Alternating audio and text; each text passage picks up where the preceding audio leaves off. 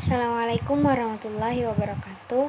Perkenalkan, nama saya Karamatu Sophia, NPM 30620566065 dari kelas 07 Banjarmasin, Prodi PGSD, semester 3.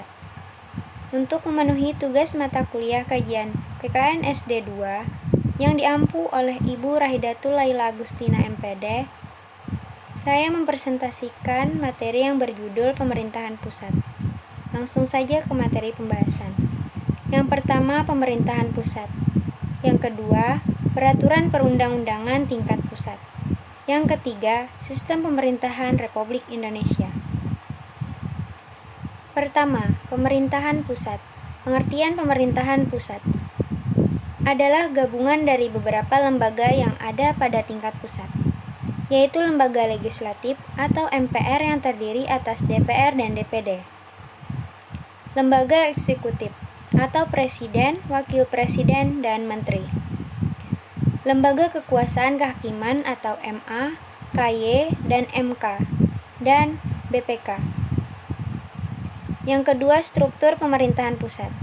Terdiri dari MPR, DPR, presiden dan wakil presiden, MA, DPA, dan BPK. Yang ketiga, lembaga-lembaga negara Indonesia.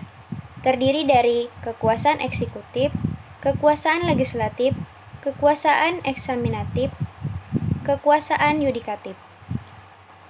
Yang kedua, peraturan perundang-undangan tingkat pusat. Pertama, peraturan pusat. Peraturan di tingkat pusat merupakan peraturan yang dibuat oleh pemerintah pusat. Peraturan tersebut tidak hanya berlaku di tingkat pusat saja, namun berlaku untuk seluruh warga negara. Sesuai peraturan pusat, harus bersumber pada sumber hukum tertinggi, yaitu Undang-Undang Dasar 1945. Yang kedua, contoh peraturan pusat. Terdiri dari peraturan tentang pendidikan, peraturan tentang korupsi, peraturan tentang lalu lintas, dan peraturan tentang pajak. Yang ketiga, proses pembuatan peraturan pusat, yaitu harus memuat asas-asas dan aturan pembuatan peraturan pusat. Yang keempat, keterlibatan masyarakat dalam pembuatan peraturan, yaitu memberikan evaluasi terhadap peraturan-peraturan yang sudah ada atau rancangan sebuah peraturan. Yang kedua, memberikan masukan kepada pemerintah dan memberikan kritik terhadap kekurangan-kekurangan peraturan dalam sebuah peraturan. Yang kelima, pelaksanaan peraturan. Terdiri dari di dalam kehidupan keluarga, dalam kehidupan sekolah, dalam kehidupan masyarakat, dan dalam kehidupan bernegara. Yang ketiga, sistem pemerintahan Republik Indonesia. Pertama, pemerintahan pusat. Terdiri dari presiden, wakil presiden, dan kementerian negara.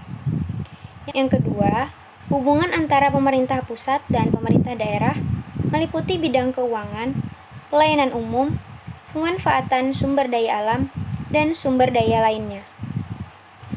Kesimpulan, bahwa pemerintah pusat adalah gabungan dari beberapa lembaga yang ada pada tingkat pusat, yaitu lembaga legislatif, lembaga eksekutif, lembaga kehakiman, dan BPK. Peraturan perundang-undangan adalah salah satu kebijaksanaan tertulis yang bersifat pengaturan yang dibuat oleh aparatur negara dan harus ditaati oleh seluruh warga negara. Dan setiap pemerintahan mempunyai tugas dan wewenangnya masing-masing yang harus dijalankan dengan penuh tanggung jawab. Demikianlah presentasi saya, kurang lebihnya mohon maaf. Semoga bermanfaat. Assalamualaikum warahmatullahi wabarakatuh.